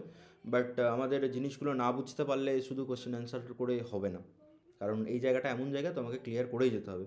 আর এটা পড়বো না এটা ছেড়ে দিই, ওটা পড়বো না ওটা ছেড়ে দিই, তাহলে আলটিমেটলি পরীক্ষার আগে দেখবে সবই তো ছাড়া হয়ে গেছে। তোমরা যদি বলো যে সাজেশান থেকে পড়ে চলে যাব, তোমরা আগের সেমিস্টারে যেরকম ভেবেছিলে বা ছোটোবেলায় যেরকম করেছো সেরকম তো হয় না। ক্লাস 12-এর ফিজিক্স মিনস সেই জায়গাটাকে আমাদেরকে উদ্ধার করে নিয়ে এগোতে হবে, মানে সেই জায়গাটাকে আমাকে বুঝে এগোতে হবে, নাহলে পরীক্ষা হলে লিখতে পারবো না। আলটিমেটলি যেটা লিখে আসবো সেটাও ঠিক হবে না। তুমি ঘরে এসে বলবে আমি তো খাতা ভর্তি করে এসেছি, বাট আলটিমেটলি দেখা যাবে তুমি যেটা লিখেছো সেই লেখাটাতে কোনো কাজেই আসেনি, আমার মানে কিছু এসে যায় না, তাতে ভুল লিখে এসেছো তুমি পুরোটা। হলো, চলো, ধ্বংসাত্মক ব্যতিচারের শর্ত হয়ে গেল আমাদের। এবার আমাদেরকে বলেছে যে ব্যতিচার ঝালর তার প্রস্থ নির্ণয় করতে। ঝালর কী কথার অর্থ? ঝালর কথার অর্থ হচ্ছে এই যে দূরত্বটা, অর্থাৎ একটা ধরো এই গঠনমূলক এই যে ব্যতিচার হয়েছে, এখানে একটা উজ্জ্বল পটি হয়েছে, তার কতটা বেদ, বা এই অন্ধকার পটি তারও কত, সব একই বেদ হবে। এই বেদগুলো কত, যেগুলোকে আমরা বিটা ধরি, এগুলো হচ্ছে একটা ঝালরের বেদ, কতটা উঁচু, মানে কতটা বেশি ঝালরটা তৈরি করেছে। আচ্ছা একটা জিনিস তুমি ভাবো তো, এটা যদি মাঝখান বরাবর হয়, এটা যদি মাঝখান বরাবর হয়, ভালো করে বুঝবি, এটা মাঝখান বরাবর হলে আমি যদি এই লম্বা থেকে এর দূরত্বটা বার করি, আর এখান থেকে এই দূরত্বটা বার করি, তাহলে এই দুটোকে বিয়োগ করে দিলে তো আমি পেয়ে যাব ঝালরটা। কি বললাম, যদি এখান থেকে এই দূরত্বটা নিই, এই দূরত্বটা আর এই দূরত্বটা, এই দূরত্ব যদি নিই, দুজনকে বিয়োগ করে দিলেই তো হয়ে যাবে। এটা ধরে নেন 9 নম্বরতম আমার পথ, আমি পরে সব আলোচনা করে দিচ্ছি। ধর এটা 9 নম্বর ঝালর, আর এটা 10 নম্বর ঝালর, মানে 10তম উজ্জ্বল ঝালর ঝালর পড়েছে। তাহলে 10তম উজ্জ্বল মাইনাস 9তম উজ্জ্বল যদি করে দিই, তাহলে আমি মাঝখানে কতটা বেদ, সেই বেদটা পেয়ে যাবো এখানের অংশটুকু, তাই না? এবার আমি কিভাবে করব এটা, সেটা দেখ কিভাবে হচ্ছে। আচ্ছা, সবার আগে আমাদের তো চিত্র লাগবে, সেই চিত্রটা কিভাবে কি আঁকবো ভালো করে লক্ষ্য কর। আচ্ছা, ধরে নে এখানে আমাদের পর্দাটা রয়েছে, আর এখানে আমাদের দুটো আলোক রশ্মি, মানে দুটো ছিদ্র দিয়ে আমার আলোক রশ্মি পড়ছে। ধরে নাও এখানে একটা পথ রয়েছে, এখানে উজ্জ্বল উজ্জ্বল বা অন্ধকার যা হোক একটা পটি তৈরি করেছে, আমি জানি না কি তৈরি করেছে, বাট এটাও ধরো এরকম করেছে পড়েছে। এবার আমি কিছু এক্সট্রা জিনিস টানছি, যে এক্সট্রা জিনিসগুলো হচ্ছে এখান থেকে দূরত্বটা কতটা সেটা টানছি আমি, মানে এমনি এটা জাস্ট আমি টানছি, দূরত্বগুলো আমি লিখে রেখে দিচ্ছি এখান থেকে যতটা, কারণ এরা একটা মিলে ত্রিভুজ তৈরি করছে। যদি ভালো করে লক্ষ্য করো, এরা একসাথে কী করেছে, একটা ত্রিভুজ তৈরি করেছে। হয়েছে? এবার আর কি করতে হবে এখান থেকে, দাঁড়া, এখানটা করতে হবে, হ্যাঁ, মাঝের পটিটা কত, মাঝের পটিটা হচ্ছে এটা, মানে মাঝের যে দূরত্বটা সেটা এটা। এবার আমি সবার নাম দিয়ে দিই চল। এই যে দুটো পটির মধ্যে দূরত্ব, মানে দুটো ছিদ্রের মধ্যে দূরত্ব, সেটাকে আমি ডি দিয়ে দিলাম নাম। আর এইখান থেকে এই টোটাল দূরত্বটা, এটাকে ক্যাপিটাল ডি নাম দিলাম। এটার নাম দিয়েছি S1, এটার নাম দিয়েছি S2, এটা পি নাম দিয়েছি। এবার মাঝখান থেকে এর দূরত্ব, মাঝখান থেকে পি বিন্দু যেখানে উজ্জ্বল বা অন্ধকার পটি তৈরি হয়েছে, তার দূরত্ব আমি ধরে নিচ্ছি YN। এই যে ঝালর থেকে এটা হচ্ছে YN, আর এটা পুরো মাঝের বিন্দু, মানে এখানে পুরো সেন্ট্রালে উজ্জ্বল পটি তৈরি হয়েছে, এখানে সেন্ট্রালে উজ্জ্বল পটি তৈরি হয়েছে। এবার আমি এই যে YNটা পাচ্ছি, দেখ ত্রিভুজ, একটা জিনিস ভালো করে লক্ষ্য করে দেখ, আমি বিটাটা বের করছি, হ্যাঁ, মানে এখানে কতটা চওড়া সেটাকে বার করছি, এখানে কতটা চওড়া উজ্জ্বল পটি তৈরি হয়েছে। YNটা বাদই দে তুই, ত্রিভুজ S1P, আর এটা কী ধরবি, এটা L ধরে নে, এটা P ধরে নে, P তো আছে, এটা Q ধরে নে।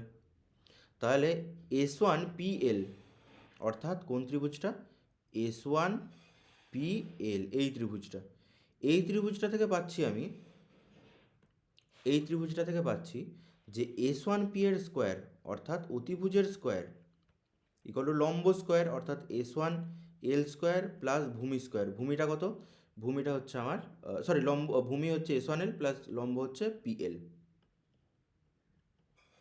PL তার হোল স্কোয়ার। তাহলে এখান থেকে আমি কি দেখতে পাচ্ছি, এখান থেকে আমি দেখতে পাচ্ছি যে S1P তার whole square equal to S1L এর ভ্যালু আমি জানি ক্যাপিটাল ডি, আমি ধরে নিচ্ছি, প্লাস PL। এই PL এর ভ্যালুটা এবার আমাকে বের করতে হবে। PL এর ভ্যালুটা কীভাবে পাবো, আমাকে বল কীভাবে পাবো PL এর ভ্যালুটা। PL ইকুয়াল টু, এইটা তো ডি, তাহলে এটা তো নিশ্চয়ই D/2 হবে।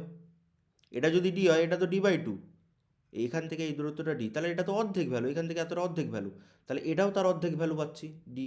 তাহলে এই দূরত্বটা কত পাবো, এই দূরত্বটা পাবো YN থেকে এই D/2 যদি বাদ দিয়ে দিই তাহলেই হয়ে যাবে না, YN মাইনাস D/2, এই উপরের ভ্যালুটা, YN থেকে D/2 বাদ দিয়ে দিচ্ছি আমি, তাহলে কত পাবো আমরা, এটা YN মাইনাস D/2 তার হোল স্কোয়ার।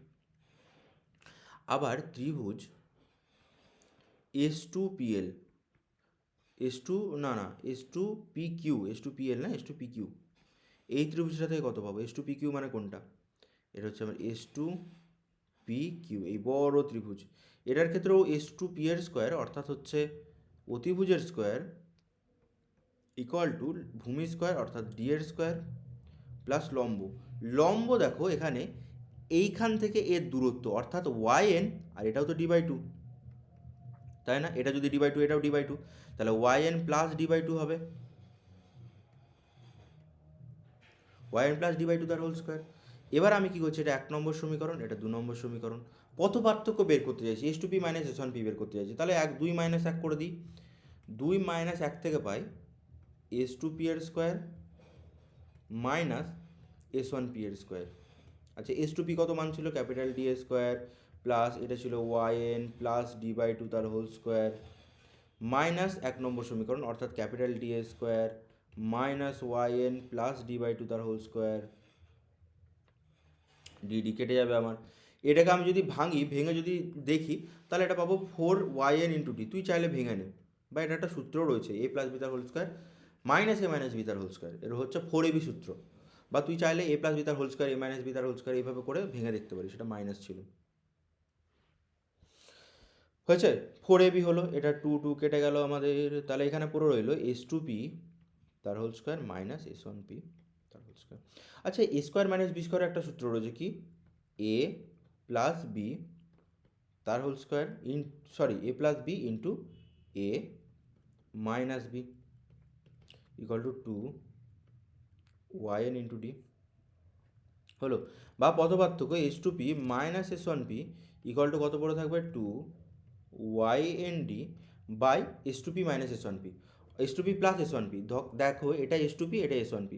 তাহলে আমি যদি দেখি এই বিন্দুগুলো খুব কাছাকাছি, তাহলে এই যে ডি দূরত্ব ক্যাপিটাল ডি এখান থেকে ধরো এক্স থেকে বা তোমার ও ড্যাশ থেকে ও পর্যন্ত যে দূরত্ব এটা ডি, এস ওয়ান পিও তাই দূরত্ব হবে, এস টু পিও তাই দূরত্ব হবে। খুব যদি কাছাকাছি বিন্দু হয়, যদি খুব কাছাকাছি বিন্দু হয় তাহলে আমি এই দূরত্বগুলোকে একই ধরতে পারি। তো ধরে নাও এরা খুব কাছাকাছি যদি বিন্দু, তাহলে এই রশ্মিটাও কী করবে, এরকম কাছাকাছি এরকম উপরে চলে আসবে, মানে দেখা যাবে যে একবারে ডি এর মতো ভ্যালু হয়ে গেছে তার। তাহলে এস টু পি এর ভ্যালু বেরোবে আমাদের ডি, এস ওয়ান পি এর ভ্যালু বেরোবে ডি। তাহলে S two P plus S one P এর জায়গাতে আমি লিখে দিতে পারবো এটা ডি, এটাও ডি, ডি প্লাস ডি, মানে কত পড়ে থাকবে আমার 2d পড়ে থাকবে এটা। কেন লিখতে পারছি? কারণ খুব কাছাকাছি বিন্দু হলে মাঝের যে দূরত্বটা দেখা যাবে ওই দূরত্বগুলো প্রায় কাছাকাছি হচ্ছে, মানে কাছাকাছি তো অবভিয়াসলি হবে না, বাট প্রায় কাছাকাছি হচ্ছে। তখন আমাদের পথপার্থক্যটা পাবো S two P minus S one P equal to কত পাবো, Y n small D by capital D. যদি না বুঝতে পারিস ভিডিওটা আরেকবার রিপিট দেখবি, যদি তারপরেও না বুঝতে পারিস আমাকে কমেন্টে জানাবি যেটা বুঝতে পারছি না। আর পেড ব্যাচে যারা আছিস তোরা আমাকে বলবি যে জিনিসটা হচ্ছে না বা কিছু, আমি তোদেরকে বলে দেবো আলাদা করে। আচ্ছা, হয়েছে এটা। এবার এই যে পথপার্থক্য বেরোলো, যদি গঠনমূলক হয় বা যদি উজ্জ্বল হয়, যদি গঠনমূলক হয় তাহলে এই পথপার্থক্যটা কত? যদি গঠনমূলক ব্যতিচার হয় তাহলে এই পথপার্থক্যটা ভালো করে দেখো। গঠনমূলকের ক্ষেত্রে পথপার্থক্য s two P minus S one p কত বেরিয়েছিল? 2n into lambda by two বেরিয়েছিল না? তাহলে তার জায়গায় আমি লিখতে পারি 2n ইন্টু, এর জায়গায় লিখতে পারি 2n into lambda by two equal to কত পড়ে থাকছে, Y n small D by capital D, 2 কেটে যাবে, বা ওয়াই এন ইকুয়াল টু কত পেয়ে গেলাম আমরা, ল্যামডা বা n lambda capital D by small D. তাহলে এই যে দূরত্বটা ওয়াই এন মানে এই যে দূরত্ব এখান থেকে, এই দূরত্বটা কত পেয়ে গেলাম আমি, ওয়াই এন দূরত্বটা পেয়ে গেলাম আমি n lambda D by D. এবার তুই আমাকে একটা জিনিস বল, এই যে পর্দাতে গঠন হচ্ছিল, এই পর্দাতে যে ব্যতিচার গঠন হচ্ছিল, সেই জায়গাটাতে আমি দেখলে এটাও তো দেখতে পারি যে এই জায়গাতে কতটা বেধ আমাকে যদি বের করতে হয় আমি কি পাবো, আচ্ছা এনতম দূরত্ব এটা, তার ঠিক একটা আগে কত হবে, এন প্লাস ওয়ানতম দূরত্ব। তাহলে আমি তো একটা বার করতে পারি যে এই মূল বিন্দু, এটা মূল বিন্দু থেকে দূরত্বটাই তো ওয়াই এন বলি, তাহলে ওয়াই এন যদি এখানটা হয়, এখানটা তোমার কেটে দাও, ওয়াই এন দূরত্বটা এটা, আর এই দূরত্বটা কত হবে, এই দূরত্বটা তো হবে ওয়াই এন প্লাস ওয়ান, এই দূরত্বটা কত হবে, ওয়াই এন প্লাস ওয়ান। তাহলে আমি ওয়াই এন প্লাস ওয়ান থেকে ওয়াই এন যদি বাদ দিয়ে দিই, ওয়াই এন প্লাস ওয়ান থেকে যদি আমি ওয়াই এন বাদ দিয়ে দিই, তাহলে দেখা যাবে যে এই যে দূরত্বটা পড়ে রয়েছে এটাই আমার বিটা। কি বললাম, এটা 10তম উজ্জ্বল পটি, এটা 11তম উজ্জ্বল পটি, দুজনকে বাদ দিয়ে দাও মূল বিন্দু থেকে, তাহলে আমি বিটাটা পেয়ে যাব। তাহলে ওয়াই এন এটা বেরিয়েছে, এবার ওয়াই এন প্লাস ওয়ান কত বেরোবে, কিছুই না, এনের জায়গায় এন প্লাস ওয়ান বসিয়ে দাও, এটা lambda capital D by small d পড়ে থাকবে, বা y n plus one minus Y n equal to হচ্ছে n plus one lambda capital D by small d minus n lambda capital D by small d. হয়েছে, এবার দুটোকে যদি বিয়োগ দিয়ে দিই আমাদের কত, এন এনগুলো কেটে যাবে, পড়ে থাকবে lambda capital D by small D. এটাই হয়ে যাবে আমাদের বিটাটা, বা এই দুটো দূরত্বই হয়ে যাবে আমাদের ফ্রিঞ্জ উইথ বিটা। ঠিক আছে, দেখো, ঠিক আছে, এইটাই হয়ে যাবে আমাদের বিটা পুরো, এইখান থেকে আমাদের পুরো ভ্যালুটা এলো। ঠিক আছে, মনে থাকে যেন যে কোথা থেকে আসছে না আসছে এই জিনিসগুলোকে একটু খেয়াল করবে। ওয়াই এন প্লাস ওয়ান এবং ওয়াই এন দুটোকে যদি বিয়োগ দিয়ে দিই আলটিমেটলি দেখা যাবে যে আমাদের কত পড়ে থাকছে, আমাদের পড়ে থাকছে বিটাটা বা ফ্রিঞ্জ উইথ। হয়েছে, এটা হচ্ছে ইম্পর্টেন্ট ডেরিভেশন। এখান থেকে আর একটা বিষয় রয়েছে যে সুসংগত স্থায়ী ব্যতিচারের শর্ত। তোমাকে যদি বলে স্থায়ী ব্যতিচারের শর্ত লেখো, তাহলে আমি বলবো যে ব্যতিচার, স্থায়ী ব্যতিচার মানে যে ওখানে স্টেবল হয়ে রয়েছে, তার জন্য কি হতে হবে, উৎসগুলোকে সুসংগত হতে হবে, সমসংগত, বা এটাকে খুব ভালোবাসাতে আমরা বলি সুসংগত। এবার সুসংগত উৎস কাকে বলে, যে সমস্ত উৎসের একই কম্পাঙ্ক রয়েছে। ধরো আমি সাদা আলো নিইনি, সাদা আলো নিলে সাদা আলোর মধ্যে অনেক কটা কম্পাঙ্ক মিশে থাকে, তাহলে আমি দুটো আলো মানে দুটো যে ছিদ্র সেই দিক দিয়ে আমি সেম আলো নিয়েছি, সেম আলো মানে হয়তো লাল কালারের নিয়েছি বা একই কম্পাঙ্কে নিয়েছি, একই তরঙ্গ দৈর্ঘ্যে নিয়েছি, সেই সমস্ত আলোগুলোকে আমরা কি বলবো, যে এরা হচ্ছে একটা সুসংগত উৎস। আলোর উৎসদয়ের তরঙ্গ দৈর্ঘ্য কম্পাঙ্ক এক হতে হবে, ব্যতিচারে তরঙ্গগুলি তীব্রতা প্রায় সমান হতে হবে, দুই কম্পন একই সমতলে হতে হবে, আলোর মধ্যবর্তী দূরত্ব খুব কম এবং পর্দার মধ্যে তুলনামূলক একটা দূরত্ব থাকতে হবে। ঠিক আছে, এই পয়েন্টগুলো আমরা মাথায় রাখবো। আচ্ছা, তো স্থায়ী ব্যতিচারের শর্তগুলো দেখে নিয়েছো, এখান থেকে কোয়েশ্চেন আসতে পারে যে স্থায়ী ব্যতিচারের শর্তগুলি লেখো। তখন আমাদেরকে এটা লিখতে হবে, সুসংগত উৎস হবে, তীব্রতা প্রায় সমান হতে হবে, দুই তরঙ্গের কম্পন একই সমতলে থাকতে হবে এবং উৎসদয়ের মধ্যবর্তী দূরত্ব খুব কম হতে হবে, পর্দা তুলনামূলকভাবে একটু দূরে থাকতে হবে, তাহলে স্থায়ী ব্যতিচার আমার হবে। আচ্ছা, আলোর ব্যতিচার কীভাবে শক্তি সংরক্ষণ মেনে চলে, মানে শক্তি সংরক্ষণ মিন্স বলতে চাইছে যে একটা জায়গাতে তো খুব উজ্জ্বল হয়ে যাচ্ছে, একটা জায়গায় অন্ধকার হয়ে যাচ্ছে, তাহলে শক্তি বন্টন কীভাবে হচ্ছে। এটা তোমাকে কিছুই না, তোমাকে বলে দিতে হবে যে আহ, অন্ধকার পটি থেকে উজ্জ্বল পটির দিকে শক্তিগুলো সঞ্চারিত হয় বা পুনর্বণ্টিত হয়, এবং অন্ধকার পটি যেহেতু উজ্জ্বল পটিটা খুব বেশি উজ্জ্বল হয়ে যায় এবং অন্ধকার পটিতে কিছু থাকে না, তাহলে শক্তি কী হয়, ওখানে রিট্রান্সফার করে। দেখো কি বলেছে, আলোর ব্যতিচার উজ্জ্বল ও অন্ধকার ঝাল সৃষ্টি হলেও মোট শক্তি কখনো নষ্ট হয় না বা নতুন শক্তি সৃষ্টি করে না, এটি কেবল রিডিস্ট্রিবিউট হয় বা পুনর্বণ্টিত হয়। গঠনমূলক ব্যতিচার, সেখানে তরঙ্গগুলি প্রশস্ত যোগ হয়ে আলোর তীব্রতা বৃদ্ধি পায়, উজ্জ্বল ঝালর দেখায়, অন্যদিকে ধ্বংসাত্মক ব্যতিচার থেকে আলো সেখানে যায়। পুরো জায়গাটা পড়ে নেবে ভালো করে, হচ্ছে কোয়েশ্চেন। আচ্ছা, এইটা আমি অলরেডি করে দিয়েছি তোমাদেরকে, তোমরা এটা 9:1 ধরে সলিউশন করো এবং হোমওয়ার্কে কত অ্যান্সার আসছে আমাকে জানাও। এটা হোমওয়ার্ক নিয়ে নাও এই মুহূর্তে, দিয়ে আমাকে কমেন্টে জানাবে কত হচ্ছে। চলো, আলোর এবার আসছে আমরা আলোর অপবর্তনে। অপবর্তন কী জিনিস, অপবর্তন আর এইগুলো থেকে সেরকম কোশ্চেন আসে না, বাট তাও জিনিসগুলো একটুখানি বলে দিচ্ছে যেগুলো মোটামুটি আসতে পারে, এখান থেকে সেরকম বেশি কিছু আসবে না। আচ্ছা, এখানে আরেকটা জিনিস যেটা আমি বলিনি, যে এখানে আলোর তীব্রতার সাথে যদি আমি থিটার গ্রাফ আঁকি সেটা কীরকম আসবে। তীব্রতার সাথে গ্রাফ আঁকলে যখন আমি ব্যতিচারের ক্ষেত্রে দেখতে পাবো যে সবাই মোটামুটি একই উজ্জ্বলতায় থাকবে।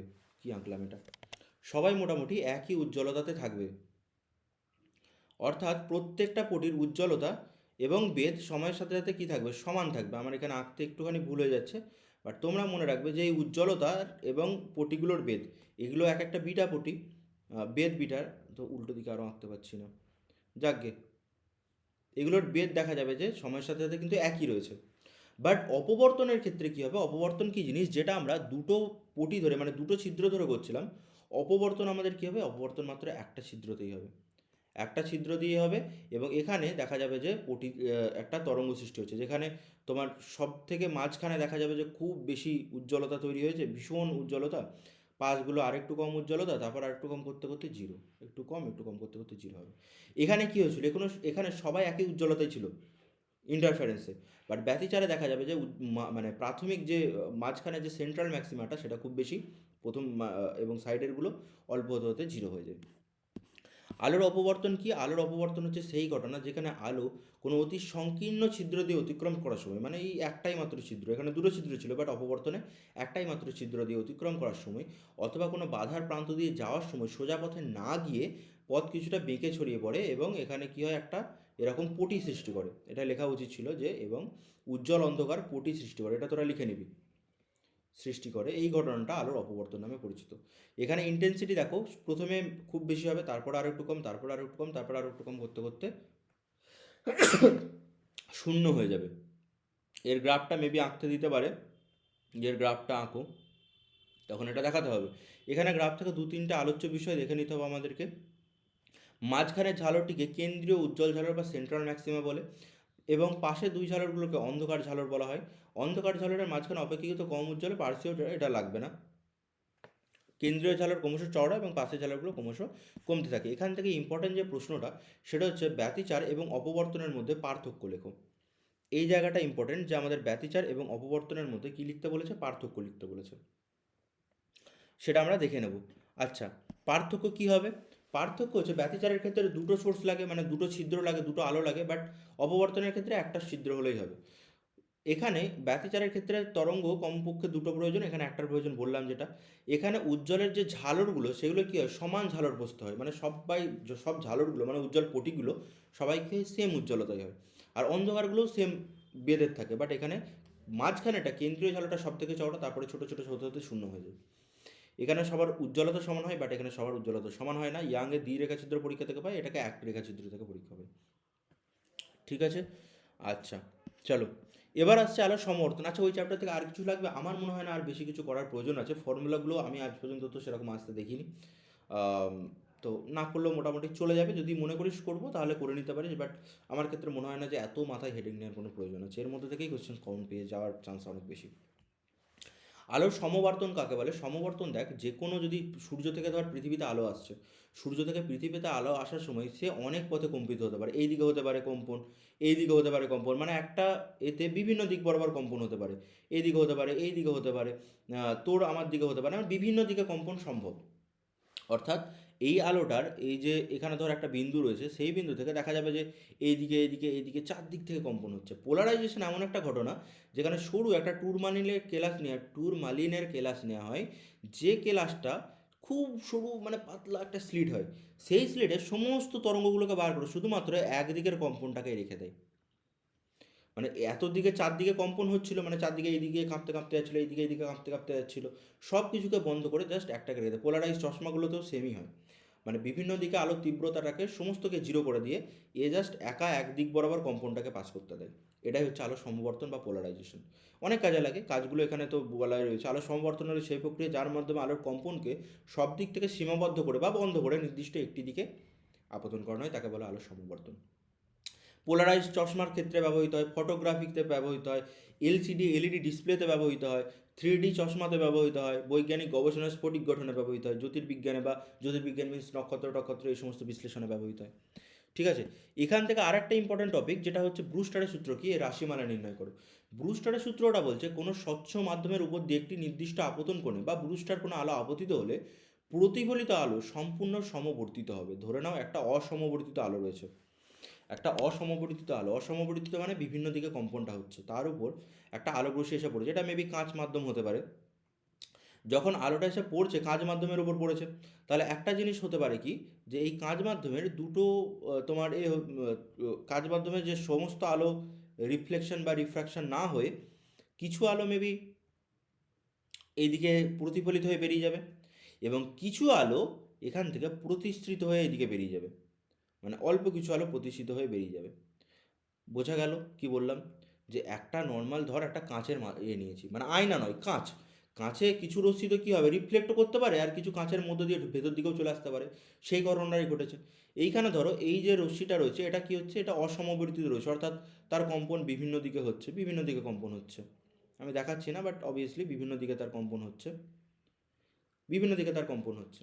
এবার এইটা হচ্ছে তার ব্রুস্টার কোণ বা লম্বর সাথে এটা আপতন কোণ তার। তাহলে স্বাভাবিক ব্যাপার, এটা তার প্রতিফলন কোণ হবে, প্রতিফলন কোণও তো আই হবে আমার। এই যে প্রতিফলিত রশ্মিটা এটা একদিকেই কম্পন হবে তার, এটা সমবর্তিত আলো হয়ে যাবে। ব্রুস্টার এটা বলছে যে এই রশ্মিটা তার সমবর্তিত রশ্মি হবে। এবার আমি পাচ্ছি কিভাবে, এটা ধরো প্রতিসরণ কোণ আর, তাহলে এই কোণটা ব্রুস্টারের কোণ মানে নীতি অনুসারে এই কোণটা 90 ডিগ্রি হতে হবে। এবার এটা 90 ডিগ্রি কীভাবে হচ্ছে তারও একটা প্রমাণ রয়েছে। আমার যা তোরা পেড ব্যাচে যারা রয়েছিস তোরা দেখবি তোদের ডিপিপি কোশ্চেনে এটা দেওয়া রয়েছে যে এটা 90 ডিগ্রি কীভাবে প্রমাণ করতে হবে। তো সেই কোশ্চেনটা কিন্তু দেখে নিবি যে কীভাবে হচ্ছে ওটা, কারণ এটা ইম্পর্টেন্ট কোশ্চেন যে ওটা 90 ডিগ্রি কীভাবে হচ্ছে, মেবি হটসে থাকতেই পারে ওটা, না পারলে আমি তো আছি বলে দেওয়ার জন্য। তো দেখ, তোদের বেসিক্যালি যেটা লাগছে সেটা হচ্ছে যে I plus 90 degree plus R, ব্রুস্টারের সূত্র নির্ণয় করছি, ঠিক আছে। I plus 90 degree plus R equal to কত, 180 ডিগ্রি। এটা আই, প্লাস এটা 90 ডিগ্রি প্লাস আর, এটা তো একটা লম্ব, তাহলে এই পুরো কোনটা আই প্লাস 90 ডিগ্রি প্লাস আর এটা কত হবে 180 ডিগ্রি, বা আই প্লাস আর এটা কত বেরোচ্ছে 90 ডিগ্রি, বা আই ইকুয়াল টু বা আর ইকুয়াল টু কত বেরোবে 90 degree minus I, R equal to কত 90 ডিগ্রি মাইনাস আই। এবার এই মাধ্যমটা যদি মিউ প্রতিসরাঙ্কর হয় তাহলে sine I by sine R কত পাবো আমি, sine I by sine R equal to কত পাবো, সাইন আই বাই সাইন আরটা আমি পাবো মিউ স্নেলের সূত্র অনুসারে, বা সাইন আই আরের জায়গায় আমি সাইন কত লিখতে দিতে পারি 90 degree minus i equal to mu. আচ্ছা সাইন 90 ডিগ্রি মাইনাস আই কত কস, তাহলে sine I by cos i, তাহলে আমার কাছে কত পড়ে থাকবে এটা, sine I by cos i equal to কত মিউ, বা sine I by cos i মানে tan i, tan i equal to mu, বা i equal to tan inverse mu. এটাই হয়ে গেছে আমাদের ব্রুস্টার কোণ। এবার ব্রুস্টার কোণ বোঝানোর জন্য এটাকে তোমার কি থিটা পি ধরা হয়, অনেক সময় আইটাকে তোমাদের দেখবে বইতে থিটা পি ধরে করা রয়েছে, এই আইটাকে ব্রুস্টার কোণ বোঝানোর জন্য থিটা পি করে ধরানো রয়েছে, বা theta P equal to tan inverse mu, এটাই হচ্ছে ব্রুস্টারের সূত্র। তোমাকে যদি কোনো জায়গাতে বলে দেয় যে মিউটা √3 মানে প্রতিসরাঙ্ক √3 বুস্টার কোণ বের করো, সেখান থেকে আমরা পেয়ে যাবো থিরাপি equal to tan inverse √3, tan inverse √3 value কত 60 ডিগ্রি ভ্যালু, তাহলে থিরাপিটা পেয়ে যাবো আমরা 60 ডিগ্রি, তাহলে বুস্টার কোণ 60 ডিগ্রি, পোলারাইজড কোণ হবে 60 ডিগ্রি কোণ হবে। তো এই জায়গা থেকে হট থেকে দু একটা কোশ্চেন দেখে নেবে, আর কিছু নেই সেরকম, এখান থেকে থিওরিটিক্যাল এবং নিউমেরিক্যাল এই কটাই কোশ্চেন ছিল। ধন্যবাদ তোমাদের এখান পর্যন্ত থাকার জন্য। পরের যে ভিডিওগুলো আসছে সেগুলোকে লক্ষ্য রাখো, যতটা এক্সাম সাজেস্টিভ কোশ্চেন আছে সেগুলোকে আমি তুলে দিচ্ছি। ঠিক আছে, টাটা, ভালো থেকো সবাই।